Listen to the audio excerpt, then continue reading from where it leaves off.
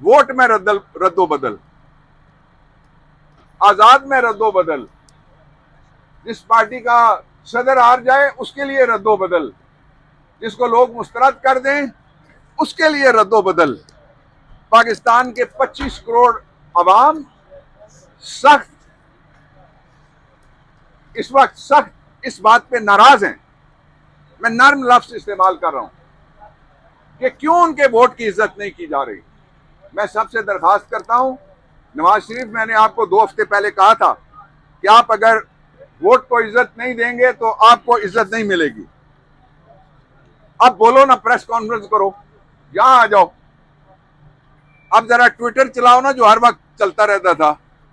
अब जरा मुहिम चलाओ ना, शुक्रिया अदा करने के लिए जलसे शुरू करोगे। नहीं हो सका, सबको पता है चोरी का माल है।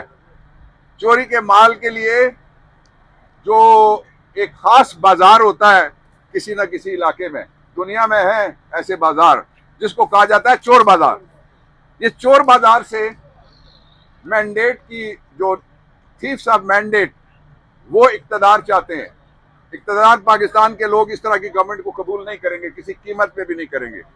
और इमरान खान ने यह भी कहा है कि कौम खड़ी है, इसलिए वो कहता है आखिरी सांस तक और आखिरी बॉल तक मैं लड़ता रहूंगा और मैं खड़ा हूं। मैं आखिर में ये कहना चाहता हूं कि जिस तरह से ये इलेक्शन हुआ है, उसको इलेक्शन कहने के लिए भी दिल गुर्दा चाहिए।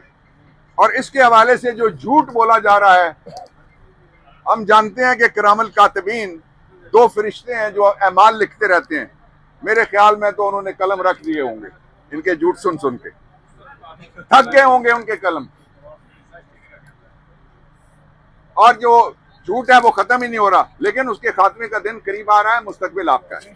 ये मौलाना साहब बड़े जबरदस्त बयान दे रहे हैं। मैं उनसे तवक्को करता हूं कि जो वफाक का इलेक्शन चोरी हुआ है उसके ऊपर अपनी पोजीशन वादे करें, नंबर 1। और नंबर 2, वो कहते हैं नवाज शरीफ मेरे साथ आए, और आके नवाज शरीफ मेरे साथ ऑपोजिशन तो नहीं हो सकता ना, ऑपोजिशन नहीं हो सकता। वो पोजीशन अपनी वादे करें, मौलाना साहब पोजीशन वादे करें और बताएं कि क्या वो ऑपोजिशन करना चाहते हैं या अपना रेट बढ़ा रहे हैं। अब मैं आपके सामने 2 हकायक ऐसे रखना चाहता हूं जो इस पूरी कैंपेन के दौरान आपके सामने किसी ने नहीं रखे, ना प्री इलेक्शन, ना ऑन इलेक्शन डे, और ना ही पोस्ट इलेक्शन।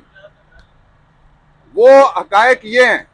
पहली हकीकत, नवाज शरीफ 4 दफा वजीर आजम पहले ही रह चुका है। आप कहेंगे 3 दफा, नहीं भाई 4 दफा। 3 दफा उसको एनआरओ के जरिए वजीर आजम बनाया गया था। चौथी दफा उसको वो एनआरओ देने वाला पर्दे के पीछे था, और चौथी दफा उसको एक अदालती एनआरओ के जरिए जस्टिस नसीम हसन शाह ने बिठाया था। अब 4 पूरी हो गई उसकी बारियां। उसके बाद अब वो जो इलेक्शन लड़ रहा है, उसका भाई वो और उसका घराना, वो कितनी दफा वजीर आला पंजाब रहे? 3 दफा शहबाज वजीर आला पंजाब रहा, 2 दफा नहीं। 1 दफा सलमान ने निकाला था, फिर उसको एक जुडिशियल सहूलतकारी के जरिए से दोबारा जजमेंट के जरिए वजीर आला बनाया गया था, और 2 दफा नवाज शरीफ वजीर आला रहे। और उसके साथ ही अब जो शहबाज शरीफ है, उसने आपके साथ पाकिस्तानियों जो पिछले 21 महीने में किया, जो ये 5 हुकूमतें थी, ये पीडीएम की थी। आपने देखा नहीं कि जो इनकी पहली मुलाकात होती है, जब इनको पीडीएम 2 खेलना था, तो वो किसके घर होती है? पंजाब के निगरान वजीर आला के घर होती है। लोगों को एडवांस नौकरियां दी जा रही हैं कि बोलना मत, लेकिन लोग बोलेंगे। इसलिए ये आजमाए हुए नहीं है, सिर्फ ये आजमाए हुए, ठुकराए हुए हैं, लेकिन फिर इक्तदार पे ललचाए हुए। इस दफा ये सबसे बड़ा पाकिस्तान की तारीख का जुल्म होगा कि लोगों के फैसले के साथ अगर मजाक किया जाए और लोगों को इस बात पे मजबूर किया जाए कि वो अपना फैसला फिर जमहूरी तरीके से खुद मनवाने के लिए बाहर निकलें, वहां हालात ना ले जाए जाएं।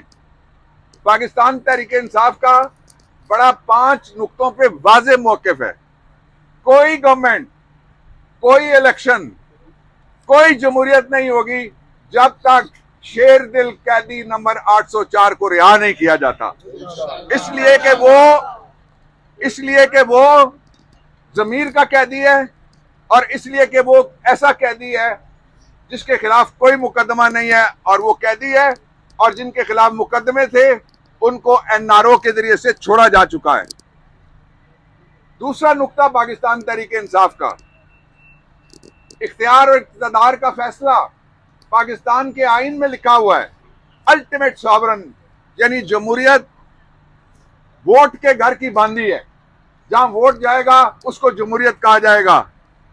ये जो ऑपरेशन रद्दो बदल है, इसके जरिए से रात को गैस के नर्ख रद्दो बदल करके और बढ़ा दिए गए हैं।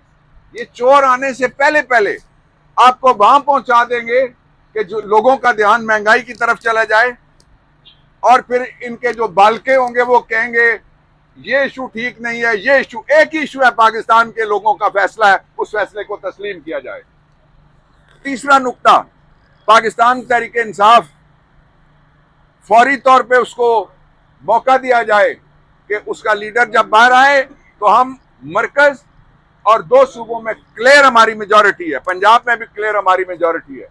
आपने देखा जिनके पास एक एक सीट है उनको 4-4 लोटे, इस वक्त लोटों का लंगर चला हुआ है, वो तकसीम कर रहे हैं। कोई बैठ के कि लोटा इधर जाएगा, वो कहता है नहीं मैं उधर जाऊंगा, फिर उसकी कीमत लगेगी, फिर वो उधर जाएगा जिधर सबसे ज्यादा। लेकिन मैं दोहराना चाहता हूं, कल भी मैंने कहा था कि ये जो भी जाएगा you will see that happening. जिस तरह मैं आपके सामने आके बारहा ये कहता रहा कि नवाज शरीफ वजीर आजम नहीं है, उसके साथ हाथ हो गया है, पहले कोई और हाथ करता रहा है, इस दफा शहबाज ने बदला लिया है, इस दफा उसके शहबाज के बेटे ने, जो शहबाज के बाद 3 दफा वो रहा, बेटा भी 4थी दफा पंजाब में वजीर आला, 2 दफा नवाज शरीफ भी रहा था।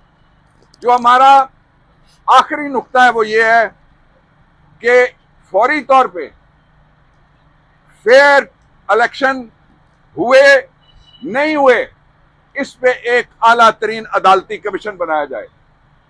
ये मैं ऐसे ही नहीं कह रहा, मेरी इमरान खान साहब से मुलाकात हुई थी, मैंने आपको कल बताया था, और उसमें डिस्कशन हुई है और कुछ और वकला से भी राय ली गई थी, और मैंने राय ये दी थी कि जो सुप्रीम कोर्ट ऑफ पाकिस्तान में 2013 का ने इलेक्शन चैलेंज किया था शहजादा, उसके ऊपर एक कमीशन बना था अदालती, और जस्टिस नासिरुल मुल्क जो बाद में चीफ जस्टिस बने, जस्टिस नासिरुल मुल्क का कमीशन उसको कहते हैं, उसका फैसला मौजूद है। और उस फैसले में एक बुनियादी नुक्ता है जिसको कहते हैं उस फैसले की जान। वो बुनियादी नुक्ता ये है कि सारी गड़बड़ फॉर्म 45 के अंदर हुई है। सिर्फ एक जो सियालकोट का हल्का था, उस हल्के के अंदर फॉर्म 45 के अंदर जो वोटों में गड़बड़ की गई थी, उसके बाद 4 हल्कों पे हम आए, 4 हल्कों में से 3 हल्कों में तो मैं वकील था, इसलिए मैंने सारा रिकॉर्ड देखा हुआ है। एक हल्के के अंदर 92,000 ऐसे वोट थे जिनकी शनाख्त ही नहीं होती। इस पे सुप्रीम कोर्ट की जजमेंट है, उन्होंने फिगर लिखा और कहा 92,000 votes can not be recognised. इसलिए